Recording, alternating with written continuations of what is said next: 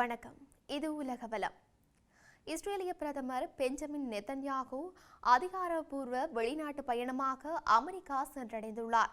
Benjamin Netanyahu இன்று காலை Washington டிசியை வந்தடைந்ததாக வெளிநாட்டு ஊடகங்கள் செய்தி வெளியிட்டுள்ளன. இந்த பயணத்தின் போது இஸ்ரேலிய பிரதமர் அமெரிக்க ஜனாதிபதி டொனால்ட் ட்ரம்ப் மற்றும் பல உயர்மட்ட தலைவர்களுடன் பேச்சுவார்த்தை நடத்தவுள்ளார். டொனால்ட் ட்ரம்ப் பதவியேற்ற பின்னர் ஒரு வெளிநாட்டு தலைவருடனான அவரது முதல் சந்திப்பு இது என்றும் கூறப்படுகின்றது. ஹமாஸுடனான இரண்டாம் கட்ட போர் நிறுத்தம் தொடர்பாக இஸ்ரேலிய பிரதமர் பெஞ்சமின் நெதன்யாகு மற்றும் அமெரிக்க ஜனாதிபதி இடையே பேச்சுவார்த்தை நடத்த திட்டமிடப்பட்டுள்ளதாக வெளிநாட்டு ஊடகங்கள் செய்தி வெளியிட்டுள்ளன. வாஷிங்டனில் தனது உயர்மட்ட கலந்துரையாடலுக்கு பின்னர் இஸ்ரேலிய பிரதமர் வியாழக்கிழமை இஸ்ரேலுக்கு திரும்புவார் என்று எதிர்பார்க்கப்படுகின்றது. அமெரிக்கா நடத்திய வான்வழி தாக்குதலில் ISIS அமைப்பினர் சிலர் கொல்லப்பட்டிருப்பதாக அமெரிக்க ஜனாதிபதி டொனால்ட் ட்ரம்ப் தெரிவித்துள்ளார். ட்ரம்பின் உத்தியோகபூர்வ சமூக ஊடக பக்கத்தில் இது தொடர்பான தகவலை வெளியிட்டுள்ளார்.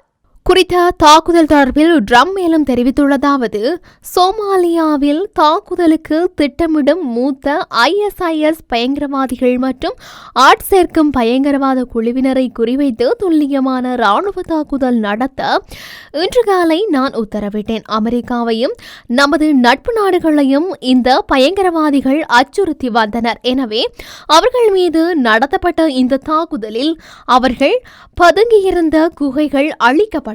மேலும் இந்த நடவடிக்கையின் போது பொதுமக்களுக்கு எந்த ஒரு பாதிப்பும் ஏற்படவில்லை எனவும் ட்ரம்ப் தெரிவித்துள்ளார். இதேவேளை அமெரிக்காவின் இந்த திடீர் வான்வழி தாக்குதல் யாரையேனும் குறிவைத்து நடத்தப்பட்டதா அல்லது தாக்குதலின் நோக்கம் வெற்றியடைந்ததா என்பது போன்ற எந்த ஒரு விளக்கமும் ட்ரம்ப் தெரிவிக்கவில்லை. இந்த தாக்குதல் தொடர்பில் அமெரிக்க பாதுகாப்பு செயலாளர் பீட் ஹக் கருத்து தெரிவிக்கையில், அமெரிக்காவின் இந்த தாக்குதல் சோமாலிய அரசாங்கத்துடன் இணைந்து நடத்தப்பட்டது என தெரிவித்துள்ளார்.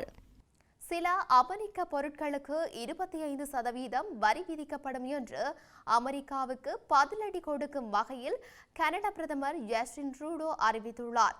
அமெரிக்காவின் வர்த்தக நடவடிக்கைகளுக்கு கனடா பதிலடி கொடுக்கும் வகையில் 155 பில்லியன் கனேடிய டாலர் மதிப்பிலான அமெரிக்க இறக்குமதி பொருட்களுக்கு 25% வரி விதிக்கப்படும் என்றும் அவர் குறிப்பிட்டுள்ளார். இதன் முதல் சுற்றாக 30 பில்லியன் கனேடிய டாலர் மதிப்புள்ள அமெரிக்க பொருட்களுக்கு வரி விதிப்பானது செவ்வாய்க்கிழமை முதல் நடைமுறைப்படுத்தப்படும். அதைத் தொடர்ந்து 3 வாரங்களில் 125 பில்லியன் கனேடிய டாலர் மதிப்புள்ள பொருட்கள் மீது இந்த புதிய வரி விதிப்பு நடைமுறைப்படுத்தப்படும் என்று ஜஸ்டின் ட்ரூடோ தெரிவித்துள்ளார். இந்த புதிய வரி விதிப்பானது அன்றாட பொருட்களான அமெரிக்க பீர், வைன், பழங்கள், காய்கறிகள், நுகர்வோர் சாதனங்கள், மரக்கட்டை, பிளாஸ்டிக் உள்ளிட்ட பொருட்களுக்கு பொருந்தும் என ஜஸ்டின் கூறியுள்ளார்.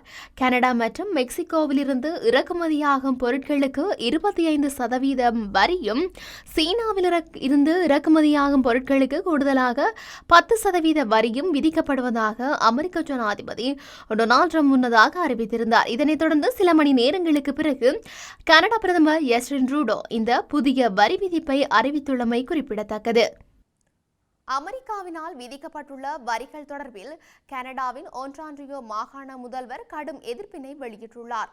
அமெரிக்க ஜனாதிபதி டொனால்ட் ட்ரம்ப் விதித்துள்ள வரியானது நியாயமற்ற, நீதியற்ற, சட்டவிரோதமான செயல் என போர்டு தெரிவித்துள்ளார்.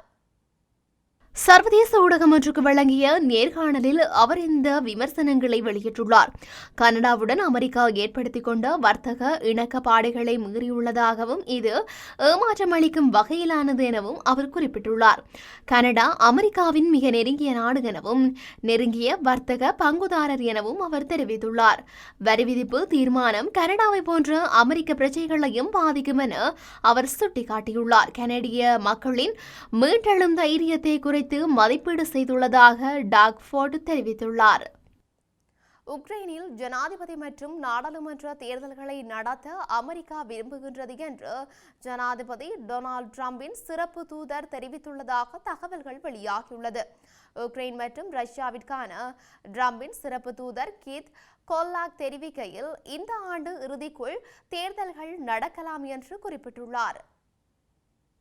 மேலும் ரஷ்யாவுடன் ஒரு போர் நிறுத்தம் எட்டப்பட்டால் தேர்தல் நடத்தப்பட வேண்டும் என்றும் அவர் தெரிவித்துள்ளார். மேலும் அப்படியான ஒரு நடவடிக்கை ஜனநாயகத்திற்கு நல்லது என்று நான் நினைக்கின்றேன். அதுதான் ஒரு உறுதியான ஜனநாயகத்தின் அழகு. இதனால் ஒன்றுக்கும் மேற்பட்ட நபர்கள் ஜனாதிபதி தேர்தலில் போட்டியிட வாய்ப்புள்ளது என்றார். அமெரிக்க ரஷ்ய பேச்சுவார்த்தையில் உக்ரைனை புறக்கணிப்பது என்பது மிக ஆபத்தான செயல் என ஜனாதிபதி ஜெலன்ஸ்கி குறிப்பிட்டிருந்த நிலையிலேயே அமெரிக்க தேர்தல் குறித்த கருத்து தெரிவாகி அமெரிக்க ஜனாதிபதியாக தெரிவு செய்யப்படுவதற்கு முன்பு உக்ரைன் ரஷ்யா போரை ஒரே நாளில் முடிவுக்கு கொண்டு வர முடியும் என்று ட்ரம்ப் அடிக்கடி கூறி வந்தார். அது மட்டுமன்றி ட்ரம்புக்கும் கெல்லாக்கும் உக்ரைன் போரை முடிவுக்கு கொண்டு வருவதற்கான ஒரு ஒப்பந்தத்தை உருவாக்குவதற்கான திட்டத்தில் தாங்கள் பணியாற்றி வருவதாக கூறியுள்ளார். ஆனால் அத்தகைய திட்டம் பற்றிய விவரங்களையோ அல்லது அதை செயல்படுத்துவதற்கான கால அளவையோ அவர்கள் மிக குறைவாகவே வெளியிட்டுள்ளனர். இந்த நிலையில்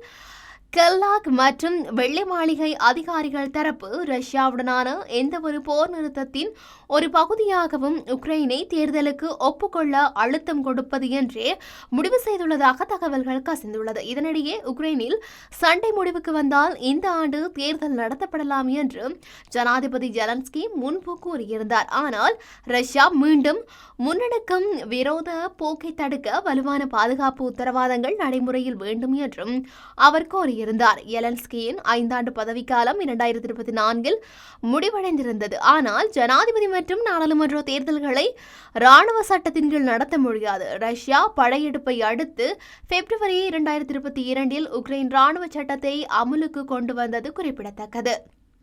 பாடசாலை மீது துப்பாக்கிச்சூடு நடத்துவதாக அச்சுறுத்தல் விடுத்த 13 வயதான சிறுவன் ஒருவனை போலீசார் கைது செய்துள்ளனர்.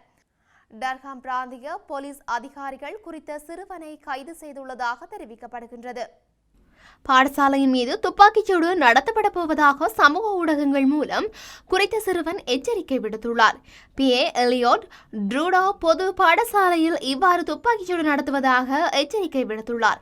பாடசாலைகளின் பாதுகாப்பினை உறுதி செய்வதில் கூடுதல் கவனம் செலுத்துவதாக போலீசார் தெரிவிக்கின்றனர்.